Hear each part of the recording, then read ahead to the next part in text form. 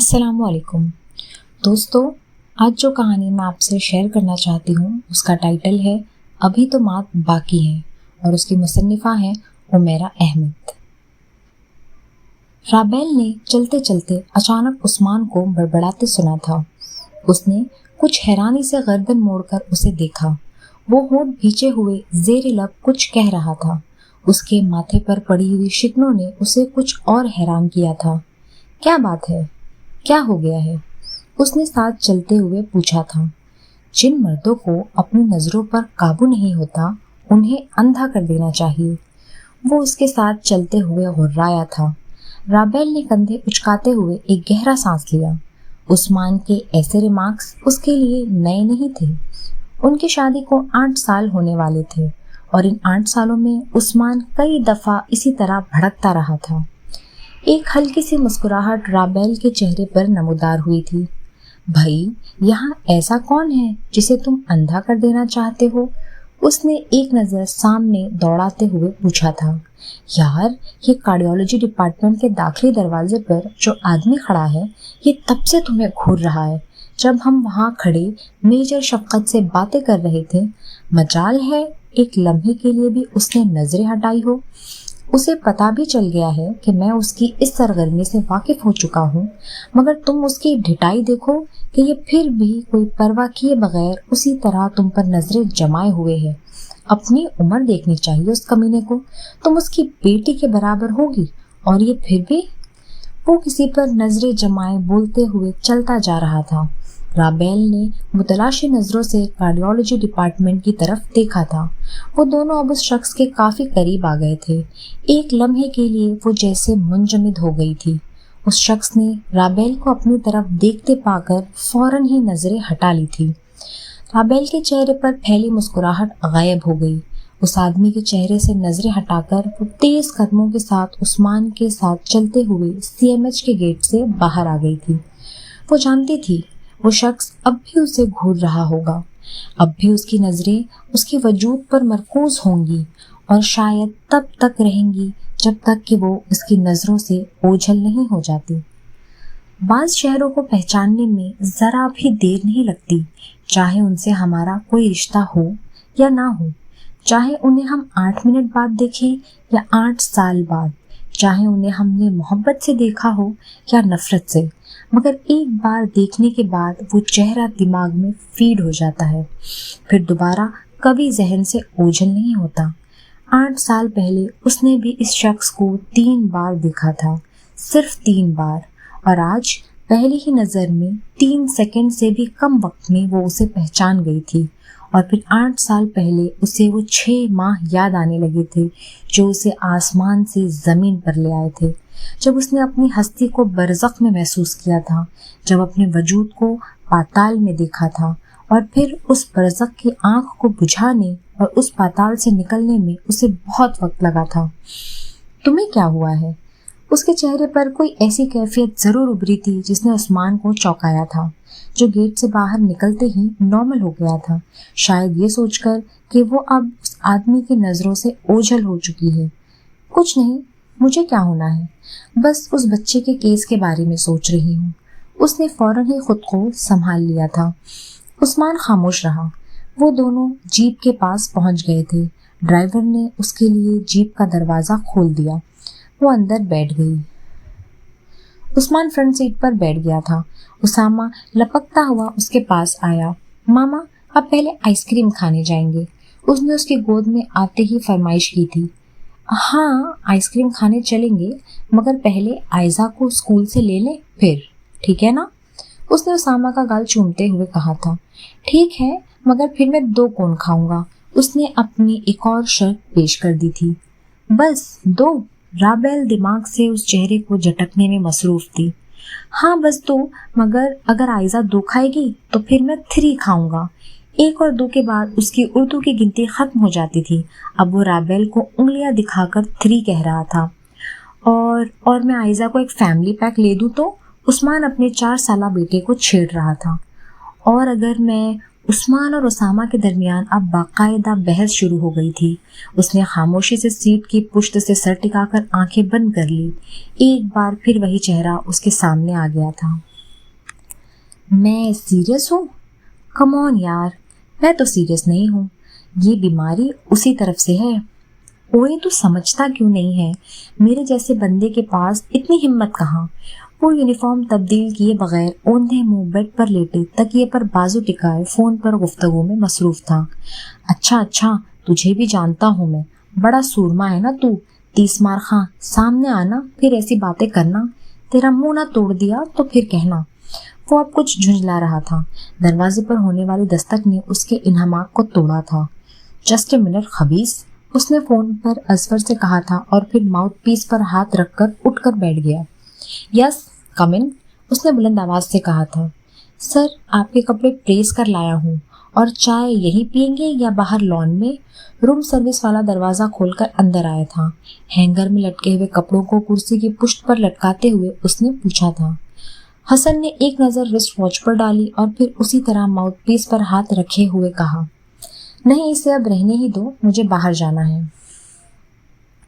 Major यावर अली आपका पूछ रहे थे। वो माउथपीस से हाथ उठाते हुए चौंका था।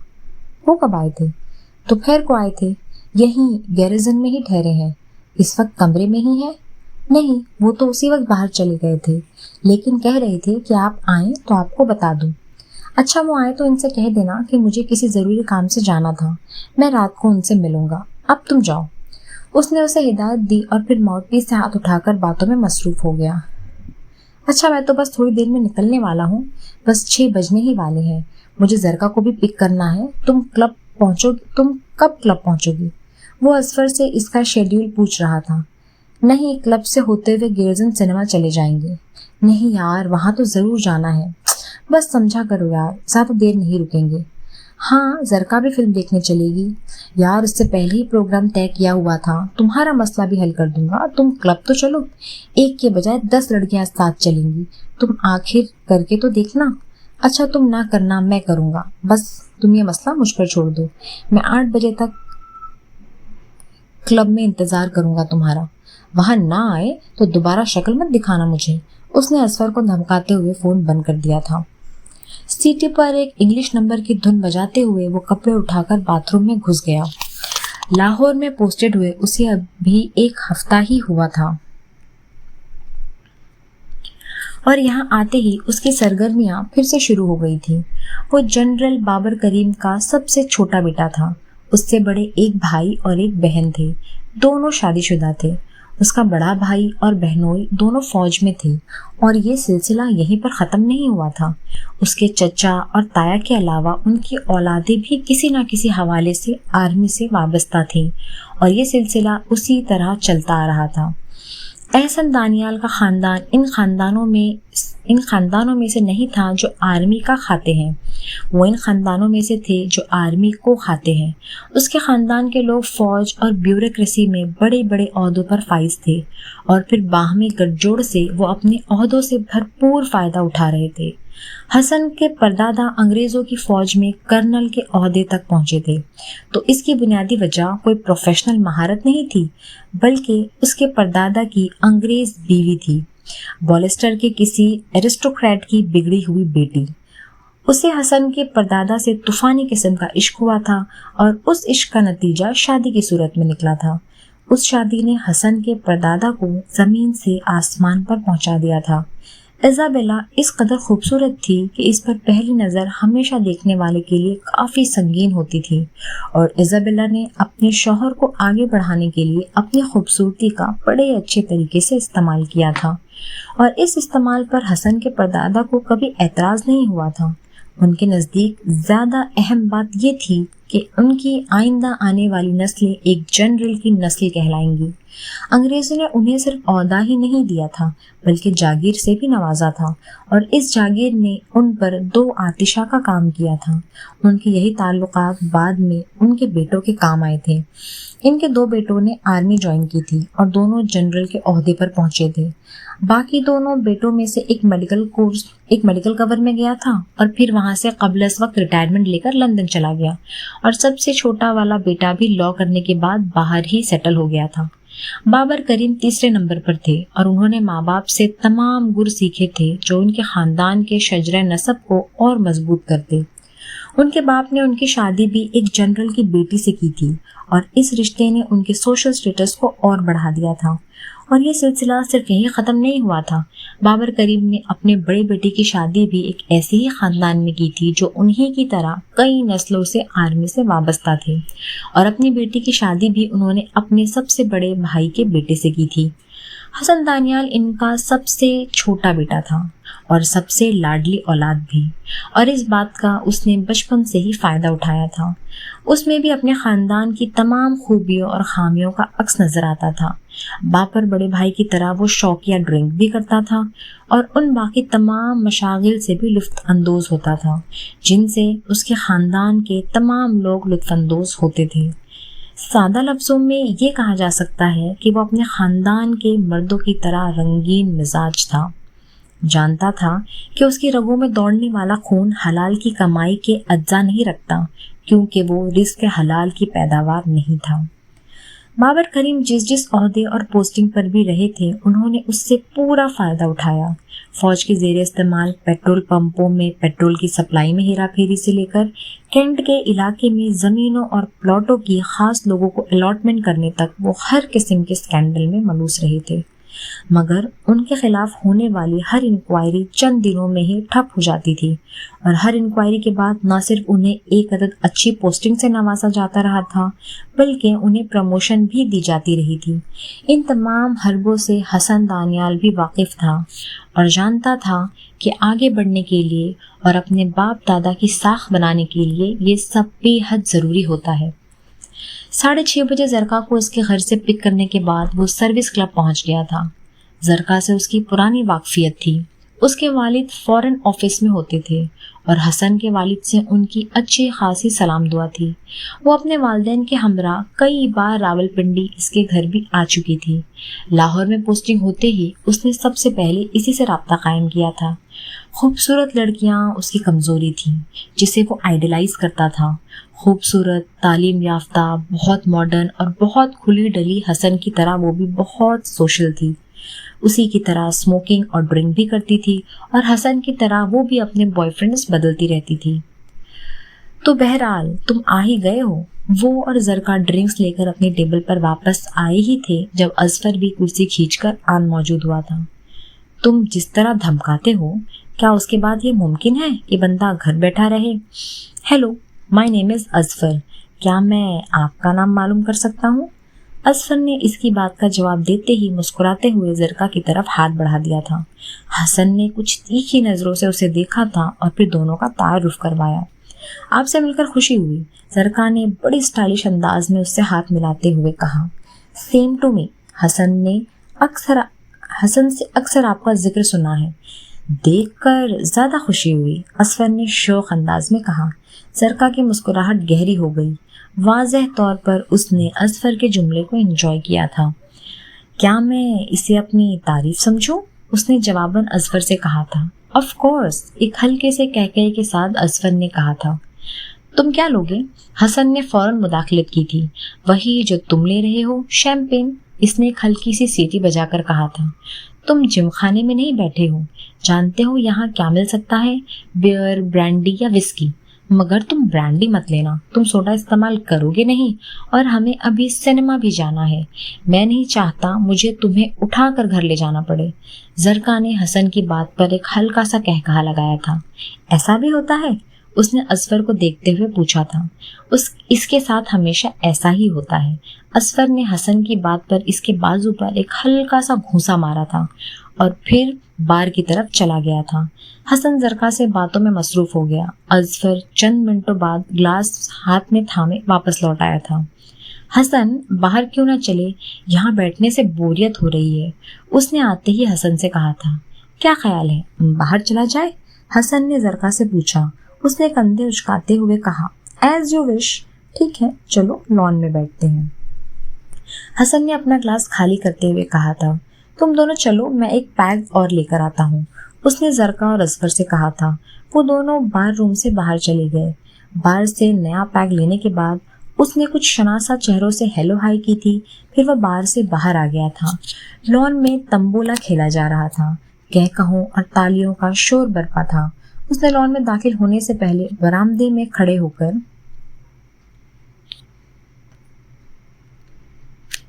متلاشی نظروں سے اظفر اور زرقا کو دیکھا تھا۔ وہ دونوں لان کے ایک کونے میں کرسیوں پر براجمان تھے۔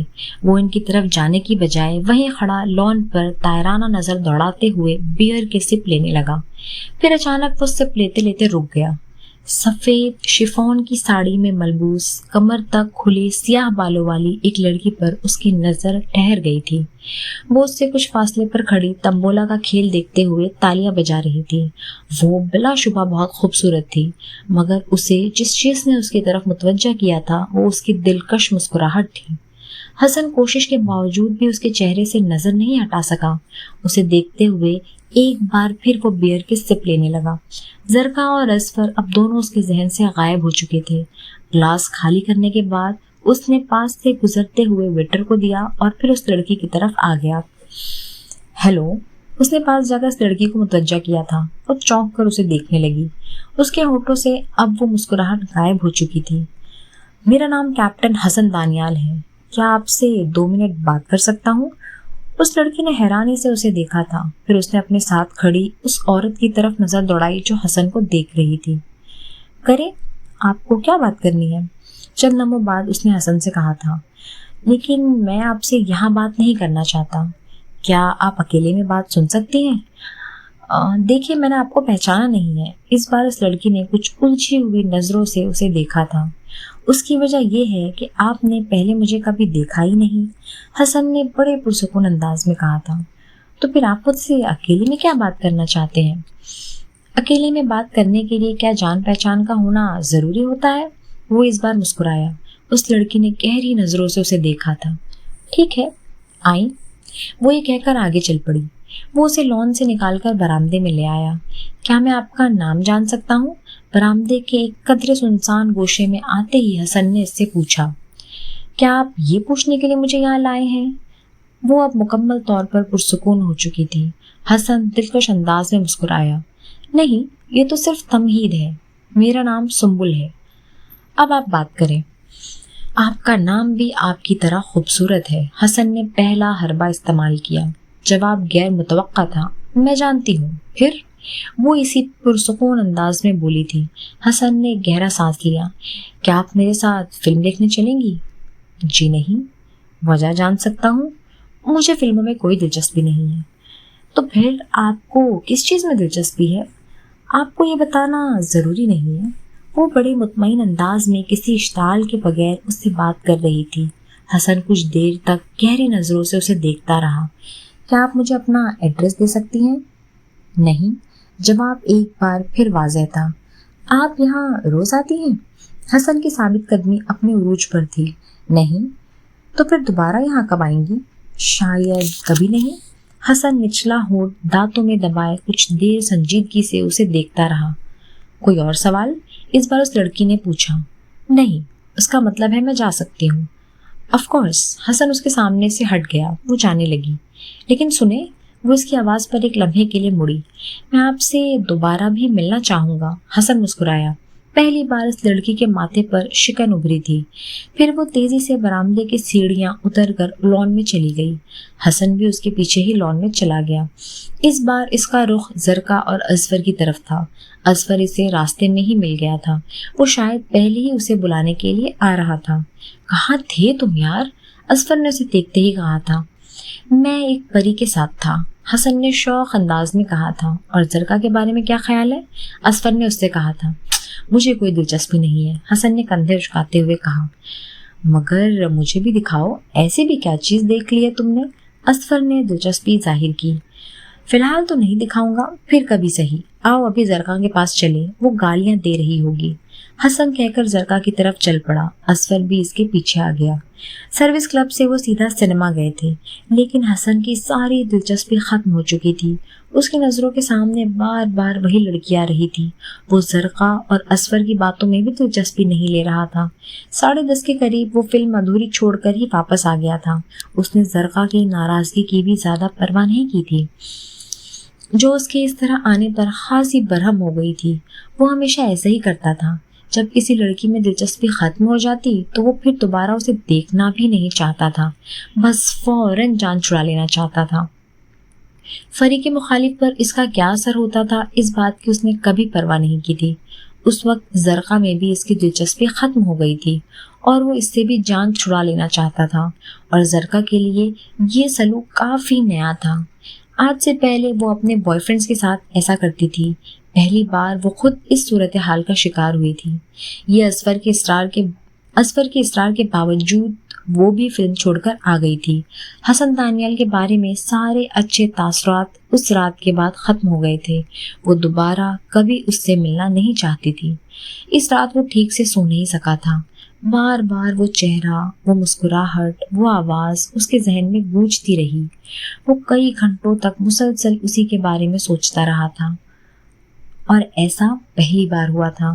عام طور پر وہ لڑکیوں کو دل کے ساتھ ساتھ ذہن سے جھٹکنے میں بھی ماہر تھا، لیکن اس رات وہ پہلی بار اس لڑکی کے خیالات سے نجات حاصل نہیں کر سکا۔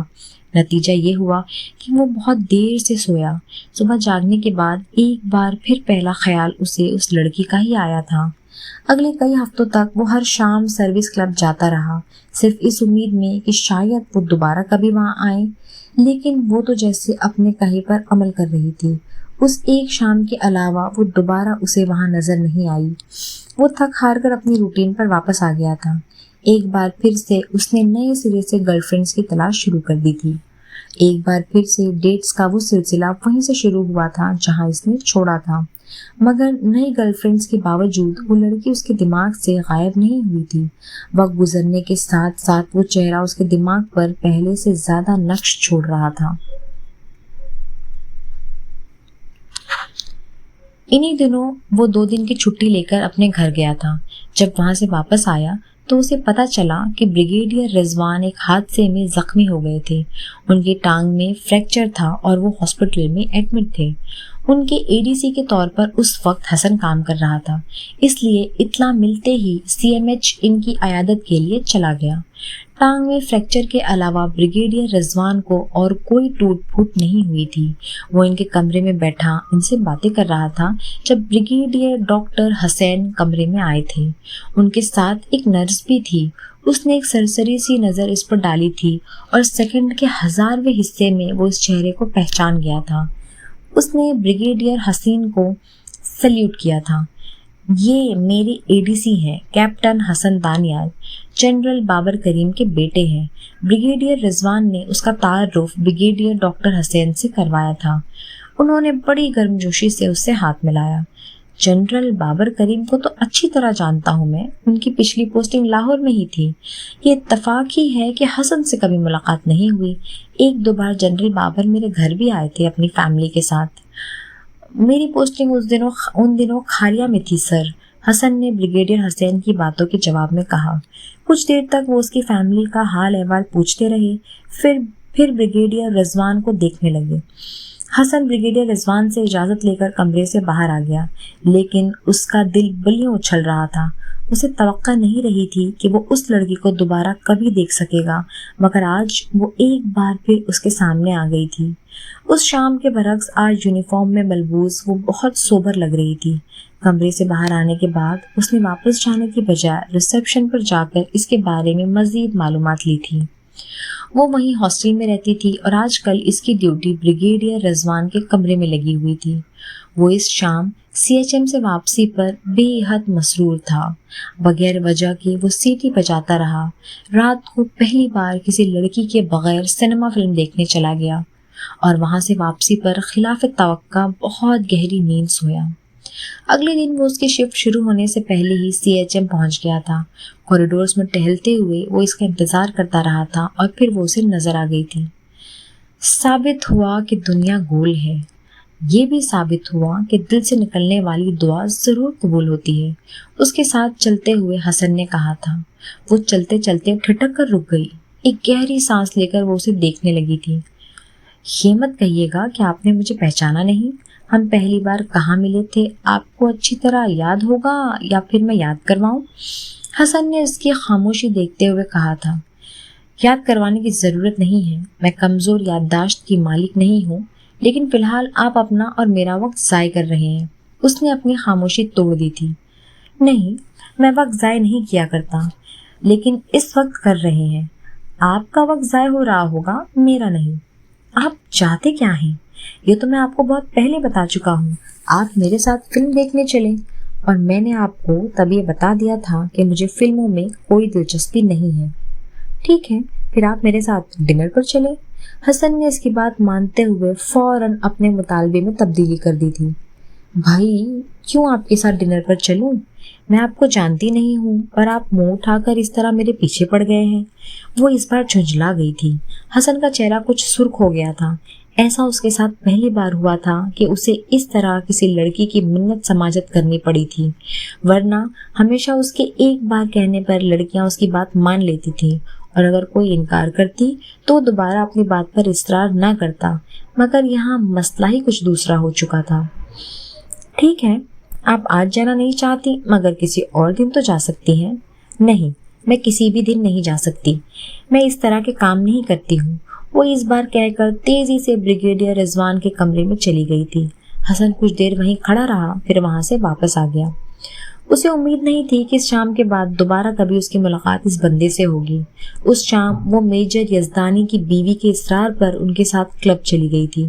عالیہ یزدانی FSC میں اس کی کلاس فیلو تھی۔ بعد میں اس نے AMC جوائن کر لیا، جبکہ وہ اپنی حالات کی وجہ سے نرسنگ کی لائن میں آ گئی۔ عالیہ کی پوسٹنگ چند ہفتے پہلے ہی لاہور میں ہوئی تھی، اور اس شام میجر یزدانی کے آؤٹ آف اسٹیشن ہونے کی وجہ سے اس نے سنبل کو اپنے ساتھ کلب چلنے پر مجبور کر دیا تھا۔ ویکینڈ تھا، اس لیے سنبل انکار نہیں کر سکی۔ عالیہ بھی تمبولا کھیلنے والوں میں شامل تھی۔ وہ اس کے ساتھ کھڑی فنکشن کو انجوائے کر رہی تھی جب ایک آواز نے اسے چونکا دیا تھا۔ وہ بلیک ڈنر سوٹ میں ملبوس، کم از کم 6 فٹ لمبا ایک وجیح نوجوان تھا۔ کریوکٹ بالوں نے اس کے تیکھے نقوش اور ڈارک براؤن آنکھوں کی خوبصورتی کو اور بڑھا دیا تھا۔ وہ جس بے تکلفی کے ساتھ اس سے مخاطب تھا، اس نے سنبل کو قدرے پزل کر دیا تھا۔ وہ کلب میں پہلی بار نہیں آئی تھی، اس سے پہلے بھی 2-3 فنکشنز میں وہ وہاں آ چکی تھی، اور وہ یہ بھی جانتی تھی کہ وہاں کے ماحول کے مطابق حسن کا مطالبہ کوئی عجیب بات نہیں تھی۔ لیکن اس کے ساتھ ایسا پہلی بار ہوا تھا کہ کوئی بندہ اس طرح بے باکی سے اسے اپنے ساتھ فلم دیکھنے کی آفر کرے یا اس کے حسن کی تعریف کرے۔ اس نے آہستہ آہستہ اپنی گھبراہٹ پر قابو پا لیا تھا۔ عالیہ نے واپسی پر اس سے پوچھا تھا کہ حسن اس سے کیا کہہ رہا تھا، لیکن اس نے بہانہ بنا کر ٹال دیا تھا۔ وہ نہیں چاہتی تھی کہ ایسی کوئی بات عالیہ کے ذریعے کسی دوسرے کے علم میں آئے۔ اس شام کے بعد وہ دوبارہ کلب نہیں آئی تھی، مگر کئی دن تک اس کے ذہن میں اس ملاقات کا خیال آتا رہا۔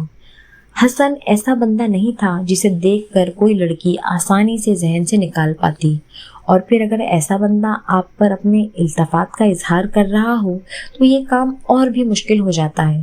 سنبل کے ساتھ بھی یہی ہوا تھا۔ کئی دن تک اسے حسن کا خیال آتا رہا، اور ہر دفعہ وہ زبردستی اس کے تصور کو ذہن سے جھٹک دیتی۔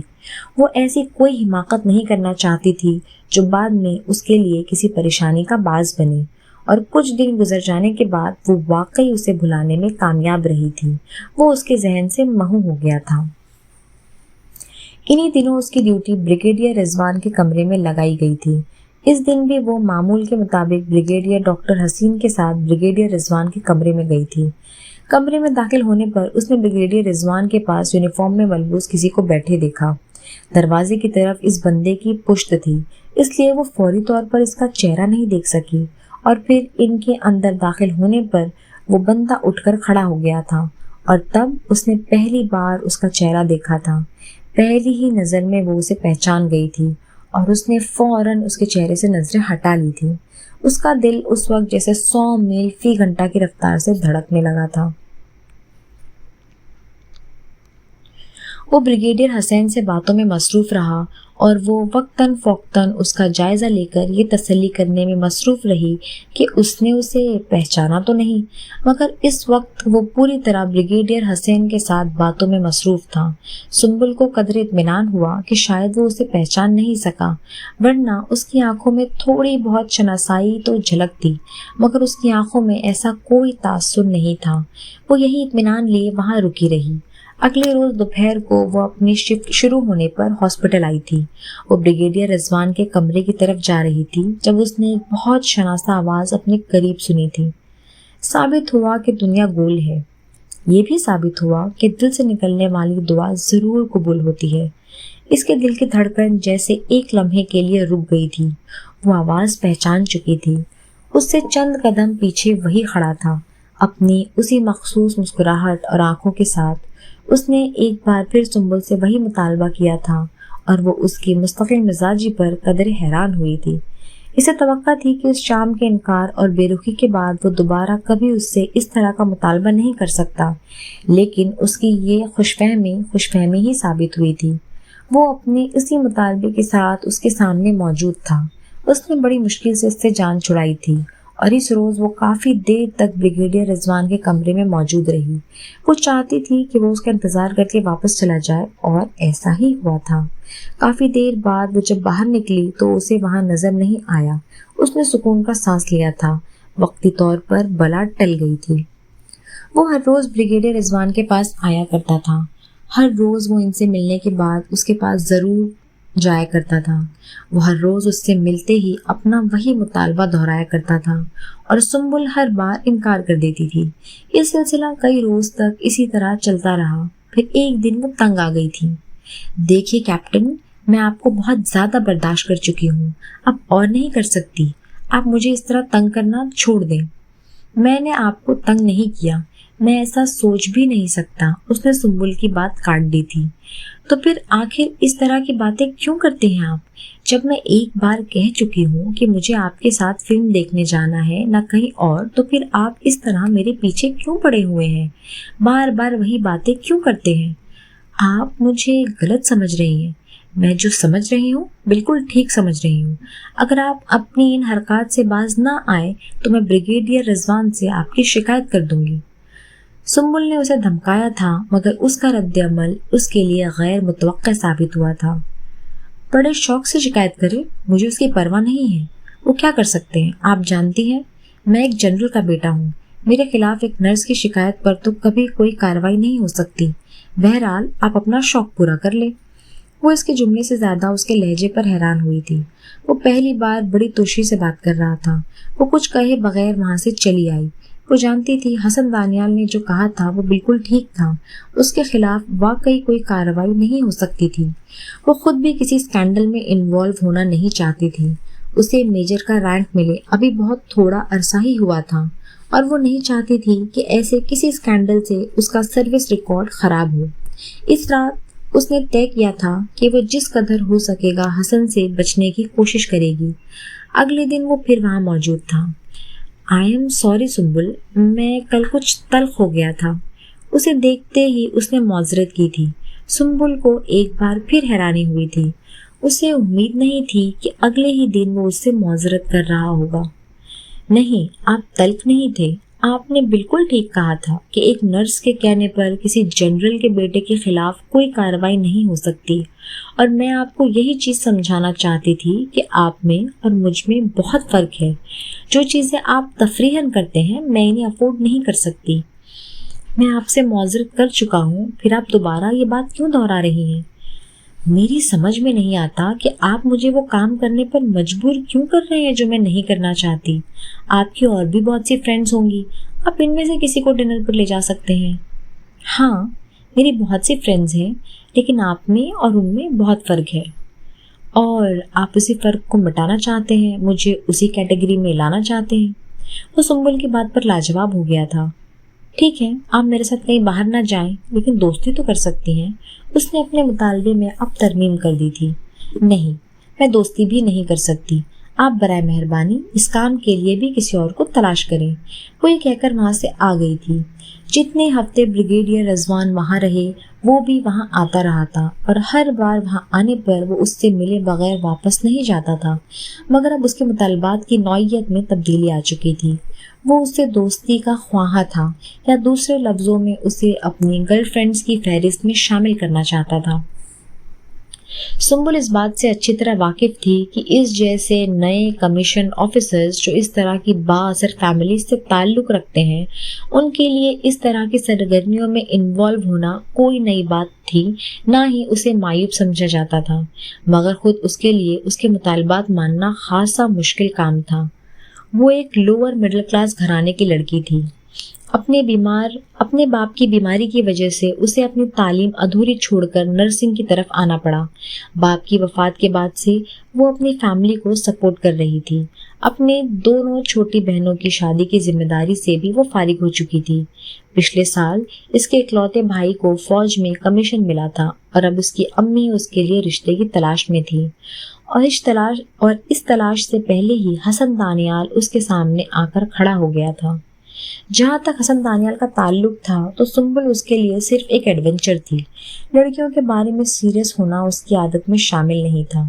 وہ انہیں صرف وقت گزاری کا ایک ذریعہ سمجھتا تھا، مگر پہلی دفعہ ایک لڑکی پر اسے واقعی محنت کرنی پڑ رہی تھی، اور وہ جیسے اس کی ضد بن گئی تھی۔ اس کے لیے یہ بات قابل قبول نہیں تھی کہ وہ کسی لڑکی کی طرف دوستی کا ہاتھ بڑھائے اور وہ اس طرح جھٹک دے۔ ایسا بھی نہیں تھا کہ سنبل کے سامنے آنے کے بعد اس نے اپنی ساری مصروفیات ترک کر دی تھی اور وہ صرف اسی کے آگے پیچھے پھرتا رہتا تھا۔ اس کی ساری مصروفیات ابھی بھی پہلے ہی کی طرح جاری تھیں۔ لڑکیوں کے ساتھ ڈیٹس پر جانا بھی اسی طرح جاری تھا۔ ہاں، فرق اگر آیا تھا تو یہ کہ وہ ان تمام مصروفیات کے دوران بھی سنبل سے ملنا نہیں بھولتا تھا۔ یہ جیسے اس کے معاملات میں شامل ہو چکا تھا۔ بریگیڈیئر رضوان کے ہاسپٹل سے فارغ ہونے کے بعد بھی سی ایم ایچ میں اس کے چکر اسی شدت سے جاری رہے، بلکہ ان میں اضافہ ہو گیا، اور سنبل کی یہ خوش فہمی ایک بار پھر غلط ثابت ہوئی تھی کہ شاید بریگیڈیئر رضوان کے چلے جانے کے بعد اس کے ان چکروں سے اسے نجات مل جائے گی۔ اسے جیسے ہر روز اب اس کا چہرہ دیکھنے کی عادت ہو چکی تھی۔ وہ اپنے مقررہ وقت پر ہاسپٹل آتا، پھر کسی نہ کسی طرح اس تک پہنچ ہی جاتا۔ وہ جیسے اس کے تمام معاملات سے باخبر رہتا تھا، حتیٰ کہ شفٹس میں ہونے والی تبدیلیوں سے بھی۔ لیکن ابھی تک اسے اپنے مقصد میں کامیابی نہیں ہو رہی تھی، اور اس کی ضد نے حسن کے جنون کو کم کرنے کی بجائے اور بڑھا دیا تھا۔ اس سے دوستی اب جیسے اس کی انا کا مسئلہ ہو چکا تھا۔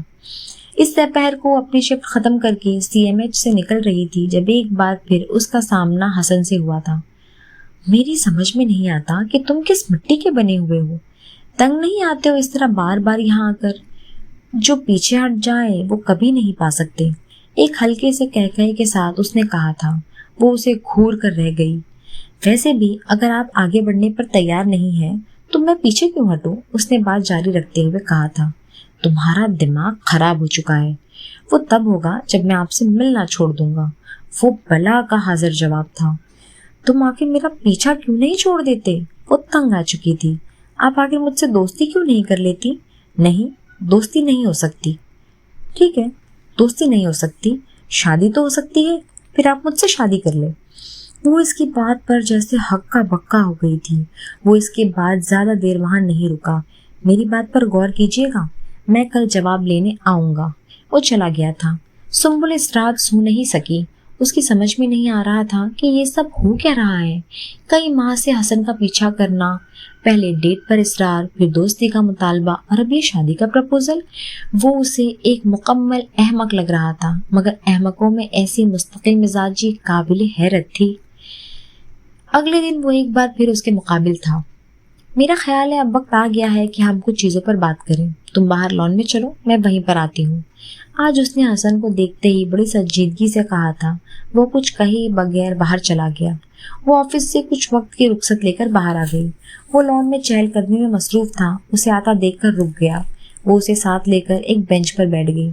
آپ نے میرے پرپوزل پر غور کیا؟ اس نے بینچ پر بیٹھتے ہی پوچھا تھا۔ نہیں، اس نے بڑے سکون سے جواب دیا۔ کیوں؟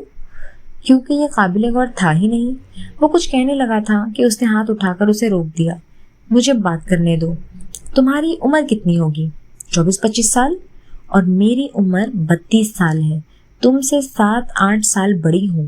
اس نے سنبل کی بات کاٹ کر کہا تھا۔ اس سے کیا ہوتا ہے؟ اور یہ میرے لیے کوئی سرپرائز نہیں ہے۔ میں جانتا ہوں آپ میجر ہیں اور اس لحاظ سے آپ کو 30s میں ہی ہونا چاہیے، مگر مجھے اس سے کوئی فرق نہیں پڑتا۔ ابھی فرق نہیں پڑتا، کچھ سالوں بعد پڑے گا، جب تم 30s میں آؤ گے اور میں 40 سے اوپر کی ہو جاؤں گی۔ آدمی کے لیے نہ صحیح مگر 40 کے بعد عورت کے لیے بڑھاپا شروع ہو جاتا ہے، تب تم پچھتاؤ گے۔ میں نہیں پچھتاؤں گا۔ آپ اب 32 کی ہیں لیکن 32 کی نہیں لگتی، تب بھی 40 کی نہیں لگیں گی، اور مجھے آپ کی عمر سے فرق نہیں پڑتا۔ میں لگتی نہیں ہوں یہ اور بات ہے، لیکن نہ لگنے سے عمر میں کمی نہیں آتی۔ آج تمہیں میں 32 کی نہیں لگتی ہوں، کل لگنے لگوں گی۔ میں نے آپ سے کہا نا کہ مجھے عمر سے فرق نہیں پڑتا، میں آپ سے محبت کرتا ہوں۔ پہلے مجھے تمہارے احمق ہونے کا شک تھا، اب یقین ہو گیا ہے کہ تم عقل سے پیدل ہو۔ تمہارا اور میرا کوئی جوڑ ہی نہیں، نہ ہم عمر کی بات نہ کریں۔ اگر آپ کو کوئی اور اعتراض ہے تو وہ بتائیں۔ حسن نے اس بار اس کی بات کاٹ دی تھی۔ ٹھیک ہے، عمر کی بات نہیں کرتی۔ تم میں اور مجھ میں اور بھی بہت سے فرق ہیں۔ تم ایک جنرل کے بیٹے ہو اور میرا باپ فوج میں ایک بیٹ مین تھا۔ تم جس خاندان سے تعلق رکھتے ہو، ہماری 7 پشتیں بھی اس کی برابری نہیں کر سکتی۔ وہ اسے بڑے ٹھنڈے انداز میں سمجھا رہی تھی۔ 7 پشتوں کا انتظار کیوں ہے آپ کو؟ مجھ سے شادی کر کے آپ میرے خاندان کا ایک حصہ بن سکتی ہیں۔ وہ اس کی بات پر ایک بار پھر خاموش ہو گئی تھی۔ سنبل، ایک بات تو طے ہے کہ مجھے آپ سے محبت ہے اور مجھے شادی بھی آپ سے ہی کرنی ہے۔ آج نہیں تو کل صحیح، کل نہیں تو پرسوں۔ کوئی نہ کوئی دن ایسا ضرور آئے گا جب آپ کو میری بات ماننا پڑے گی۔ مجھ میں انتظار کرنے کا حوصلہ ہے۔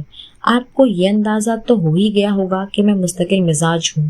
جو چیزیں مجھے اچھی لگتی ہیں وہ چیزیں پھر میری ہوتی ہیں، اور آپ کی شادی جس سے ہوگی وہ آدمی صرف حسن دانیال ہوگا، کوئی دوسرا نہیں۔ چاہے آپ ایسی کتنی ہی کوشش کیوں نہ کر لے۔ میں اپنے فیصلے خود کرتا ہوں، بہت سوچ سمجھ کر کرتا ہوں، پھر انہیں بدلتا ہوں، نہ ان میں ترمیم کرتا ہوں۔ آپ کی کوئی دلیل بھی میرا فیصلہ نہیں بدل سکتی۔ مجھے صرف آپ سے شادی کرنی ہے۔ وہ حیرانی سے اس کا چہرہ دیکھتی رہ گئی۔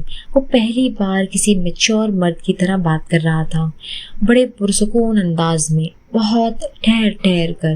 وہ اس کی بات کے جواب میں کچھ نہیں کہہ سکی، بس خاموشی سے اٹھ کر اندر آ گئی۔ اگلے دن ایک حیرت انگیز واقعہ ہوا تھا۔ وہ ہاسپٹل نہیں آیا تھا، اور ایسا پہلی بار ہوا تھا۔ پورا دن وہ لاشعوری طور پر اس کا انتظار کرتی رہی، اور شام کو جب وہ واپس ہاسٹل گئی تو اس پر ایک عجیب سی بے چینی طاری تھی۔ آخر اس کے نہ آنے کی کیا وجہ ہو سکتی ہے؟ بار بار اس کے ذہن میں ایک ہی سوال آ رہا تھا۔ دوسرے روز بھی وہ ہاسپٹل نہیں آیا تھا، اور سنبل کی بے چینی میں اور اضافہ ہو گیا تھا۔ وہ جیسے اس کے وجود کی عادی ہو چکی تھی۔ اب وہ چہرہ نہ دیکھنا، وہ آواز نہ سننا اس کے لیے کس قدر تکلیف دہ ہو سکتا تھا، یہ اسے اب اندازہ ہو رہا تھا۔